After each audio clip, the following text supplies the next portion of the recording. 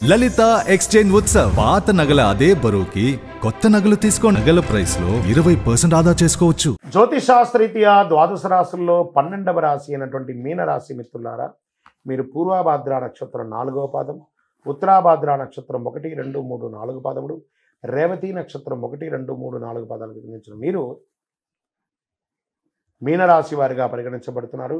ఈ నెల మీకు శుభాశుభ ఫలితాలు అంటే ఏళ్ళనాటి శని 12వ స్థానంలో సంచరిస్తూ మీనరాశి వారికి నెల అంగారకుడు శుక్రుడు 10వ ఇంట్లో ఉండడం, సూర్యుడు బుధుడు కలయిక బుధాదిత్య యోగం ఏర్పడుతుంది. 2వ ఇంట్లో బృహస్పతి గ్రహం, శని సొంత రాశి అయినటువంటి 11వ ఇంటికి అధిపతిగా 12వ ఇంట్లో కూర్చున్నాడు. రాహు మీ జన్మ మొదటి ఇంట్లో కూర్చున్నాడు.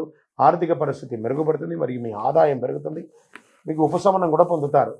కెరియర్ బాగా ఉంటుంది, కానీ బాగా గుర్తుపెట్టుకోండి, కానీ నోరు ఉంచుకోక తప్పదు. ఎదుటి వారిని కించపరిచి మాట్లాడకండి.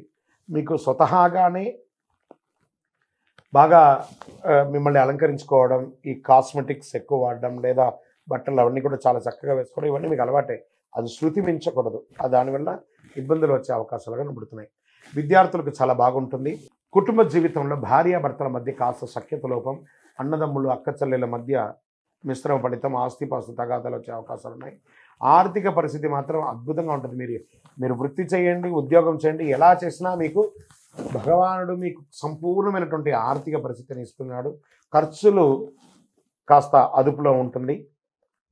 నెల మొత్తం ఆరోగ్యం మీద కాస్త ప్రభావితం చేస్తుంది కాబట్టి జాగ్రత్త.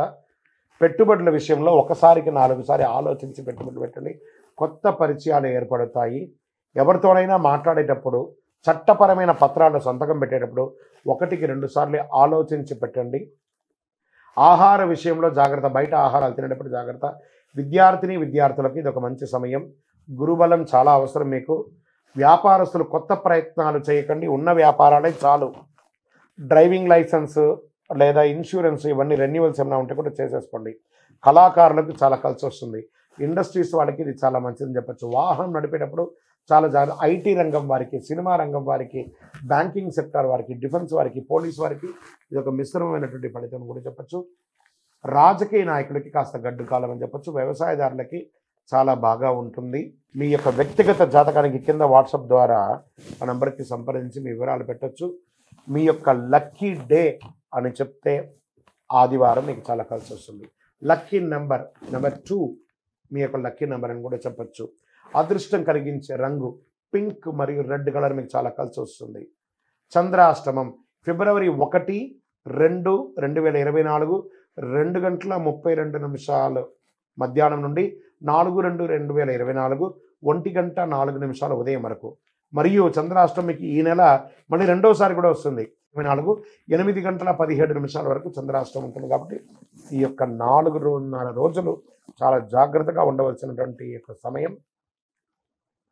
మీ ఇష్టదైవాన్ని ప్రార్థన చేయండి. కులదైవతానికి ప్రార్థన చేయండి. ఆ శని భగవానుడికి, ఎందుకంటే 7.5 నడుస్తుంది కాబట్టి శని భగవానుడికి తైలాభిషేకం చేయండి. 19 శనివారాలు 19 ప్రదక్షిణాలు నవగ్రహాలకి తిరగండి. ఇంకనూ సకల దోషాలు తొలగి ఆనందంగా ఉండడానికి ఐశ్వర్య సిద్ధి పంచధూపంతో ధూపం వేయండి. విజయోస్తు. ఈ యొక్క ద్వాదశ రాశులన్నీ కూడాను చూస్తున్నటువంటి మిత్రులారా, మీరందరూ కూడాను ఆయురారోగ్య ఐశ్వర్య భోగభాగ్యాలతో ఉండాలని అఖిలాండ కోటి బ్రహ్మాండ నాయకుడు శ్రీ ధర్మశాస్త్ర అయ్యప్ప స్వామి వారిని ప్రార్థన చేస్తున్నాను. మీరు కుటుంబంతో తిరుపతికి వచ్చినప్పుడు మన అయ్యప్ప స్వామి వారి 18 అవతారాల దేవాలయం బ్రహ్మశ్రీ డాక్టర్ చంద్రమౌళి గురుస్వామి గారు నిర్మించినటువంటి ఈ దేవాలయాన్ని దర్శనం చేసుకోండి. మీ కోరిన వారికి కొంగు బంగారం. ఎవరు ఏ కోరిక కోరుకున్నా ఒక 18 ప్రదక్షిణాలు చేసి కోరుకోండి. తర్వాత కోరిక నెరవేరిన తర్వాత ప్రదక్షిణాలు చేసి చాలామంది అనుభూతి పొందున్నారండి. తిరుపతి రైల్వే స్టేషన్ నుండి, బస్టాండ్ నుండి 3 కిలోమీటర్ దూరంలో జీవకోణ అనే ప్రాంతంలో ఉంటుంది. మీరందరూ రావచ్చు, దర్శనం చేసుకోవాలని కోరుకుంటున్నాను. వందే మాతరం, వందే మాతరం, వందే మాతరం. శరణమయ్యప్ప.